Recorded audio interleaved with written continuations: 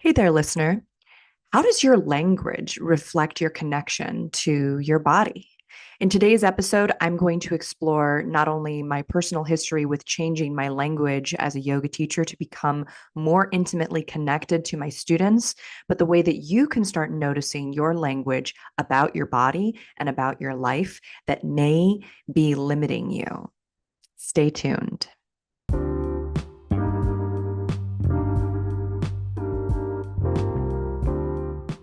Every day there is a forgetting, and every moment there is the possibility of remembering. Remembering who you truly are, awakening to your body, to the inner world, to the experience of being alive. Here is where you find the beauty, the joy, and here is where you free your soma. I'm your host, Aimee Takaya. I'm here to help you move from pain to power, from tension to expansion, and ultimately from fear to love. Hey everyone, I'm a little nervous to talk about this subject today, if I'm completely honest, because it's one of these things that I'm aware that even other somatic practitioners, body experts, yoga teachers out there may find this a little bit difficult to hear, this subject that we're going to embark on today. You might have noticed that the topic of this podcast, or the name of the podcast, is The Body Doesn't Exist. Now, what could that possibly mean? Why would that be an episode on Free Your Soma, that the body doesn't exist? Like I said, I'm a little nervous to go into all of this, but at the same time, I feel like I need to give some background and some context before I dive into the semantics of this sentence, the body doesn't exist, right? So I started my career, many of you know if you've been listening to this podcast for a while, as a yoga teacher, specifically Bikram yoga, hot 90-minute yoga practice, right? And we were to memorize a dialogue. And in this dialogue, for the most part, there was a lot of very direct languaging. But then as a teacher, you take other people's classes and you start to pick up on the way other people speak. Basically, by the time I, came around to my somatic educator training, I had been teaching movement for quite some time. And I had certain habits of speaking that were being confronted by my somatic mentors. And I was like really annoyed by it in the beginning, especially because, as many of the listeners know, my dad was the one who first got me into Hana somatics. And so he was one of my first correctors. And let's be honest, nobody really wants to be corrected by their dad all that much, right? No one wants to be corrected in general. And so that was something that I had to just get really aware of, was this sense that if I got something wrong, or if I didn't quite understand something, that it meant that I was wrong, that I was bad. And so I took some of these corrections rather hard in the beginning, right? And yet, what was kind of remarkable is that my mentors at my somatic educator training, they still continued to offer this correction because they felt that it was extremely important. They believed that it was part of an overall paradigm shift that was going to occur for me as I continued down this road of somatic education.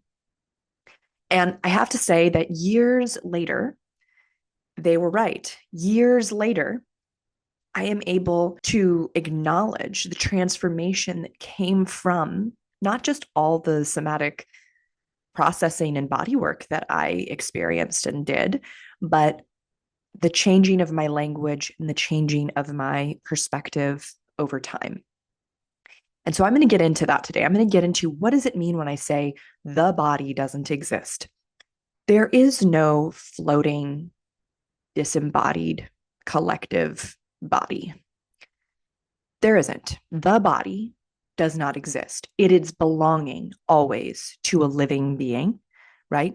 Maybe the body could refer to like a dead body, but even if it was no longer living, its structure belonged at one point to someone. And that belongingness is part of somatic transformation is part of somatic work. Our belongingness to our bodies and our allowing other people's bodies to belong to them, to give them back that ownership, right? And to give ourselves that ownership over our physical body and be connected to it and embodied in it is something that our language can accidentally sometimes take away from us. When we say the body, who are we talking about?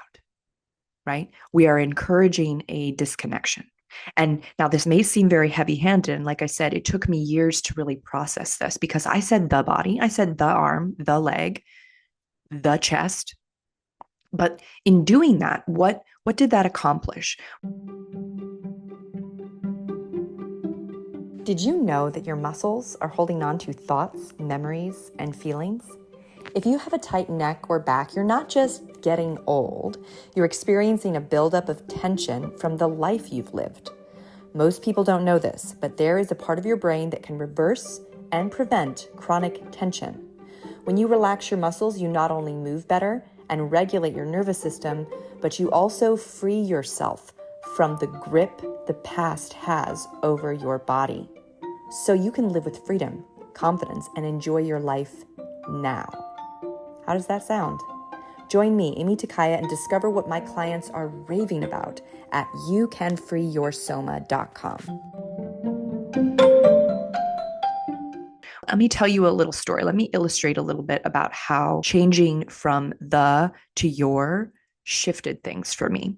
So when I started trying, to rid myself of saying the body or the arm or the back in my yoga practice, and I switched it to your, suddenly I was confronted with why it was so much more comfortable to say the body. And it was because I wasn't then addressing a specific person. I wasn't specifically speaking to you, my yoga student, about your body. And to use the word the added a little space that, wasn't as intimate and therefore wasn't as uncomfortable. Instead of directly addressing your body, right? I was able to bypass the belongingness, and it was easier to give a command or to give an instruction for the body rather than speak directly to you. When I would speak directly to you and I would say your body, your back, I would feel a sense of closeness and intimacy with my students that I was surprised was so alarming or so uncomfortable. And part of it is that sense of confidence in myself and that sense of embodiment in myself, confidence in my body, confidence in the things that I'm teaching from an embodied perspective, meaning that I've lived through these experiences that I'm guiding the others through. And I've come to, the conclusion, I've come to the full circle experience of whatever it is that I'm teaching, that I've actually kind of gone through the whole process and understand it. Saying your body and being intimately connected to what you are doing in your body was uncomfortable in the same way that being in my body was uncomfortable. It was even more comfortable, I noticed, to talk about my body as the body. So just think about that for a moment. Giving the ownership of my body to me and not just speaking about it as an object was much more uncomfortable.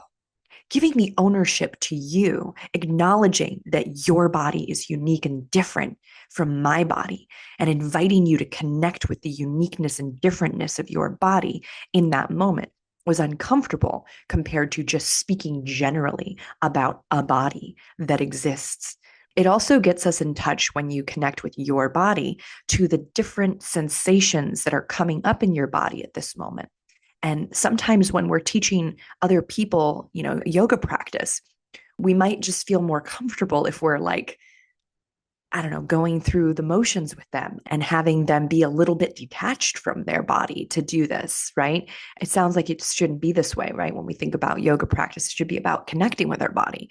But there's all these little subtle things that can kind of sneak in, and they show up, especially in our language, that are about our not being fully comfortable with that ongoing sensational experience of being in our body.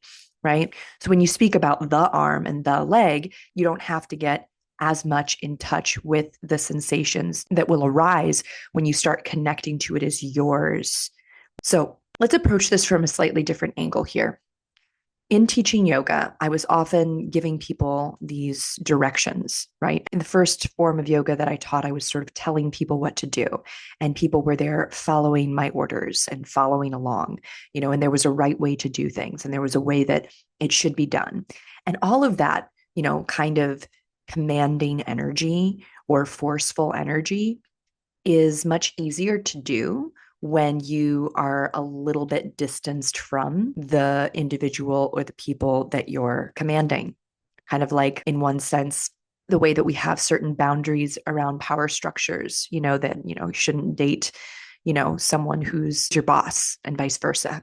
Right. That's there for a reason, which is that, the conflict of interest. I mean, there's layers to it, but, that kind of intimacy with someone that you're taking orders from in this way, right, that you're under their command, is sometimes problematic, right? And so this can actually be a case for why fitness instructors or people who are physical therapists, they may very easily slip into the body and not address your body, because it's much more comfortable from that standpoint, right? To not be intimately connected to you as a human being when they're there to kind of like tell you what to do. It can feel much more confrontational to be telling an individual, a person with a unique felt experience, to tell them what to do. Can be much more uncomfortable than telling a generalized, non-specific, objective body what to do. Okay. When I started changing my language, when I switched to your, it was scary, like I said before, and I got in touch with the closeness that could be possible if I was able to move through my fear, right? The fear that I was going to get it wrong, or that I didn't know what I was doing, or that people weren't going to like me, or whatever the fear was that would come up, right? That was part of why saying the was more comfortable. As I started to shift my language to your, I started seeing that there was a potential that I could be more intimately connected to each one of my students and much more comfortable in that intimacy with my students. Now, like I said, it all comes from our relationship to ourselves, to myself, my relationship to myself, your relationship to yourself, and whether or not I'm comfortable with myself. And this is a journey, right? This is not something that just we are. Maybe some people are more than others, but a lot of times, if we've come from a background of pain or mental and emotional neglect or abuse, whether it was intentional or unintentional, right? We are starting from a place where we don't have that sense of total safety with ourselves. And that's a totally legitimate, normal place to be. As you continue along the healing journey, your healing journey, the healing journey, your healing journey, it still happens. As you continue on your healing journey, which is unique and different than the healing journey that some person who we don't know objectively exists might be experiencing, right? You discover, or you may discover, that you become more comfortable with other people and their pain and their discomfort and their sensations, right? And even their triumphs, right? You become more comfortable with other people in their entirety as you become more comfortable with yourself in your physical body. And so this was something that, yes, I started changing my language. I started noticing like how uncomfortable it was to change my language, because I felt more intimate with people and I didn't know if I liked that all the time. And then I started realizing that there was a capacity for greater intimacy with my students and people that I was working with than I was really like, allowing for, when my previous language shift. And it was not easy because it reflected on the spaces in myself that I was still growing, the spaces in myself that I was still feeling challenged, right? And so, I want to tie this back into this type of somatic work that I do, because the type of somatic work that I do is a very internal process, right? People are laying down on the floor, on their bed. I'm guiding them through really tiny micro movements They're not movements that we would even, if I was videotaping people doing these movements, you'd kind of be like, what is this? Like slow motion, lazy yoga, right? It doesn't look like much, but internally, it's a huge change. It's a total reorientation to what we have known previously about moving our bodies or moving your body, right? That you've previously known about moving your body or interacting with the sensations in your body. In the somatic practice that I teach, you're going with the sensations that show up. You're going with the way that your body wants to move, right? Or you're going with the tension pattern, which usually feels less sensational than pulling against it, which we would call a stretch, right? Pulling against the tense muscle is a stretching sensation. And we go the other way in this practice. We go into the tight muscle by going with the pattern, and then we really, really slowly come out of it. And this changes a lot of things. First of all, it tones down the tension in that muscle so that it's less tight. It starts lengthening it out internally. It starts telling your nervous system that it's okay to let go of stress, that it's okay to let go of tension, right? And all of those things that I just mentioned, the beliefs of like not enough, or, are people going to like me? Am I likable? Right? Like all of these thoughts and insecurities that we have, or that you or I have, right? They came with a corresponding muscle pattern. You could think about the last time that you got really embarrassed, right? And you felt shame. Just think about that. What position does your body want to take? Right? What is the sensation in your body when you experience something like that? It's probably a little bit like pit in your stomach, could be a lump in your throat. Your body's kind of rounding forward so you can make yourself smaller so you could hide, right? There's a physical patterning that comes with that. And every time you're thinking a thought of that moment, of that insecure moment, or you're remembering it, right? You're bringing up that physical sensation at a very, very micro level. And so when you somatically release the muscles on the front of your body, when you somatically release the muscles that would pull your head forward, you release unconsciously held patterns there of grief, of insecurity and fear, right? Of shame. And as you release these muscle tensions that most of us don't even realize that we're holding, right? Unless it's really extreme, we don't even necessarily feel it until it turns into pain. When you release these patterns, you feel less triggered and less pulled into that experience when it comes up for you.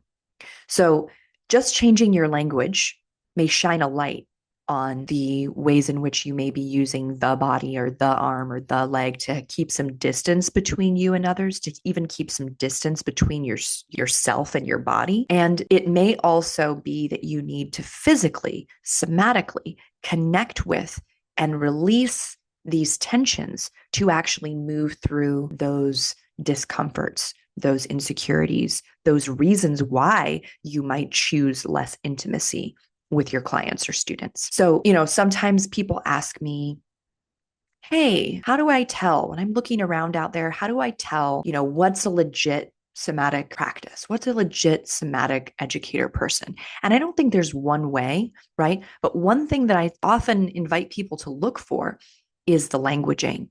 How much is the person speaking of your body and my body and using those possessive pronouns, and how much are they speaking of a general the body, the arm, the back? And it's not to say that people who are using this distanced language aren't, doing good work out there, but in my experience from my teachers, we're talking about a deeper level paradigm shift where they are embodying, truly deeply embodying that sense of intimacy with their own body and being, right? And some people might not be ready for that intimacy, right? So some people out there may be much more comfortable in a class where the body, they might be much more comfortable with the body, is how they relate to their own body. It's just not the path that I was set on. It's just not the language that I use or that my mentors used, or that many, there's other yoga teachers and other people out there who talk about this, right? Even when I look back at my Bikram yoga dialogue, I would say like 80% of the time, he says your leg, your toes, your back. There was very little the because he wanted you to connect to your body. He wanted you to feel it in your body. That was another reason, for his, we could definitely have a podcast episode about like the ludicrousness of Bikram Chowdhury and Bikram yoga and right. But he did do some things well. Okay. He did. And so one of the things that he did very well is he understood that it has to be an inner connection that one has. That when people are there staring in front of the mirror doing their yoga in his class, he doesn't want them looking at the teacher. He wants them looking at themselves. And that's, again, part of the connective language. He doesn't want you thinking about the body and how the body is supposed to be, some idealized, perfect body out there that you're comparing yourself to, right? He wants you to connect with your body as is right now in this moment, right? So if you're, looking at somebody's somatic education program or somatic healing retreat, and they're using very little connective language, right? That might be telling to you that they are still on a path to discover more intimate connection to their own physical body, their own somatic practice, or that they might need to do a few things to get more comfortable speaking directly to you and your body, right? So I know there's probably yoga teachers or other people out there who are listening who maybe feel like a little bit like triggered or a little bit like seen, but like not in a good way, right? Like I totally get that because it felt petty to me. It felt like some petty semantics, you know? And I was insulted sometimes, like when I would get corrected, because I, again, was taking it personally, like it was some assault on myself. And, even as I'm speaking here about there potentially being more of a place to grow, if you're finding that you're leaning heavy on the objective body, that, like I said, does not exist, right? Objectively speaking, there is no objective body. There is only bodies belonging to beings who exist as them, their living embodied first person experience of that body, right? And give them that ownership, like allow them that ownership with your language. Obviously, I have an opinion, right? Now, I want to approach this from another angle, which is an interesting angle, which is that some people are not aware that they have trouble being in their body, or maybe they are. For example, people who are very psychic, who are very energetic, who are very empathetic, right? They may struggle to say your body and my body because they're still trying to figure out where their body ends and your body begins. They're still trying to figure that out, like energetically, because they meld so easily with other people. And so it ends up feeling like the body to them because they're not sure what's what. And they're not sure whether it's your body or my body that is feeling this right now because they feel sensations and emotions that sometimes aren't theirs. And I just want to say that's super legit, like it is. And sometimes I've interviewed people who are very like into the energetics of things, who do a lot of energy work, who do a lot of intuitive work, and they tend to say the body a lot. And I don't judge it as there's something wrong. I don't judge it as like, oh, they're just they're just too disembodied. But like maybe they are a little bit disembodied, or maybe they just don't know those boundaries yet. And so to them, the body is making more sense to say because they're not sure what's what. Okay. That's something I think that I was experiencing too for a while. And to start to draw lines and say your body or my body is a really helpful thing to do. But even more helpful than just shifting your language, which can be like a starting place, right? That kind of shines a light on things, is actually doing the things to get more into your body. And I don't just mean like, I don't know, a meditation or something. I mean movement. I mean moving your body. And I mean, obviously, I have a bias, moving your body in a very particular way to get the motor cortex, the higher functioning part of your brain, to connect with and relax your musculature out of whatever frozen patterns it's been in, right? And then begin to explore functional movement patterns or intuitive movement patterns from that place of having released the unconscious tension. And that as you do that, you literally will be building pathways in your body to sense and get feedback from more and more of your body. You'll be building neural connections that let you know where your body ends and where the world begins, and gives you that sense of containment and ownership over your body because you can feel it, right? And this is again what I'm saying about it being a process. And it's not just a mental process where we change our language, right? Or we notice things, we notice stuff about ourselves, we notice things and analyze it. It's not just an emotional process where we get in touch with the feelings and the beliefs that we're being held. It's also a literal physical process of building out the circuitry in our system and getting information back from that circuitry that helps us create better boundaries. And that's really, in some ways, what the my and your body does for you and it does for your students is it creates better boundaries. Boundaries that say your body belongs to you. You choose what to do with it. You don't want to do what I just said in this yoga class. You take care of that. It's your body. You do with it what you want.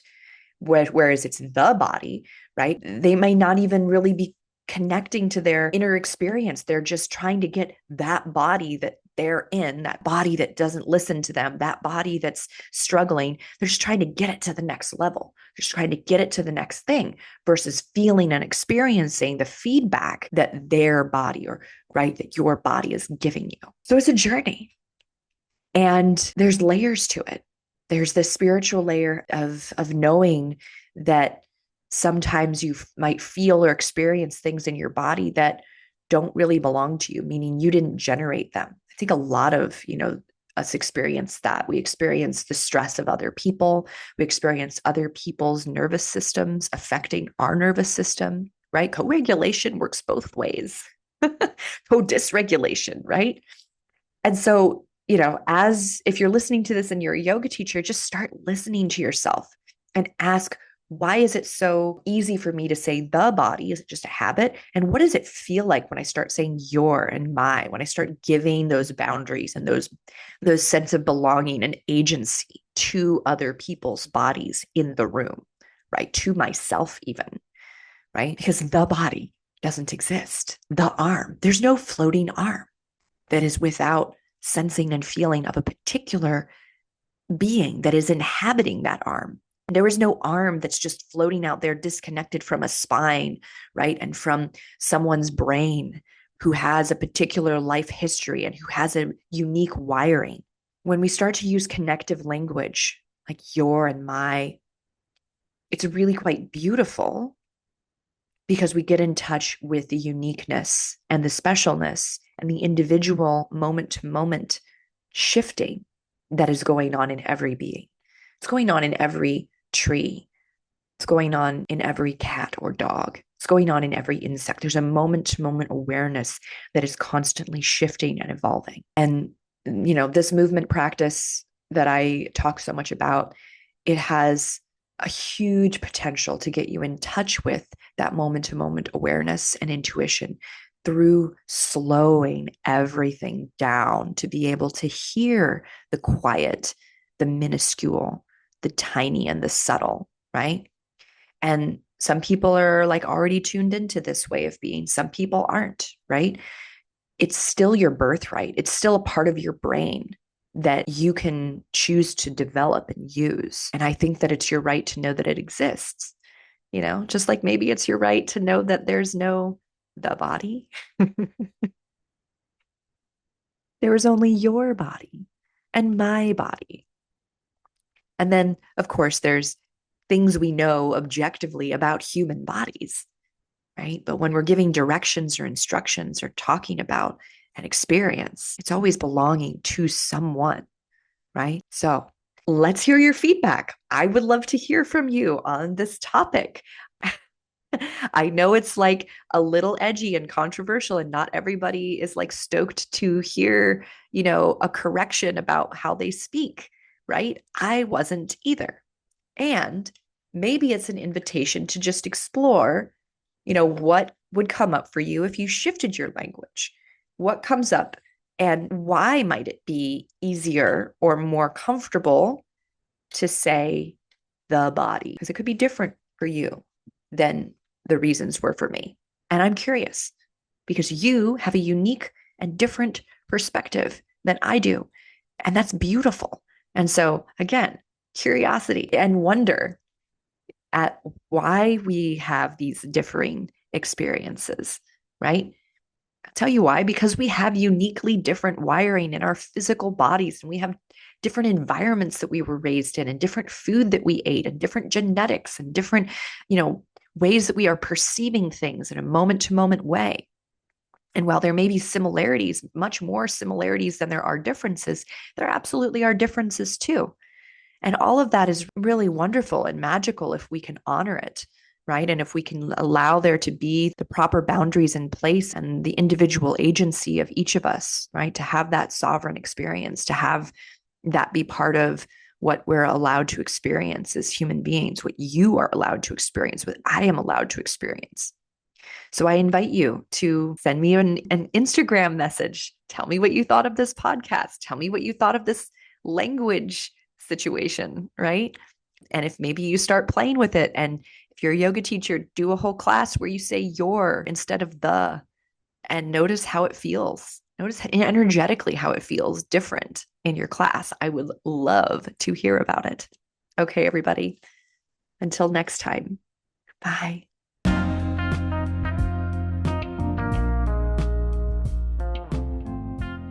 Hey there, friend.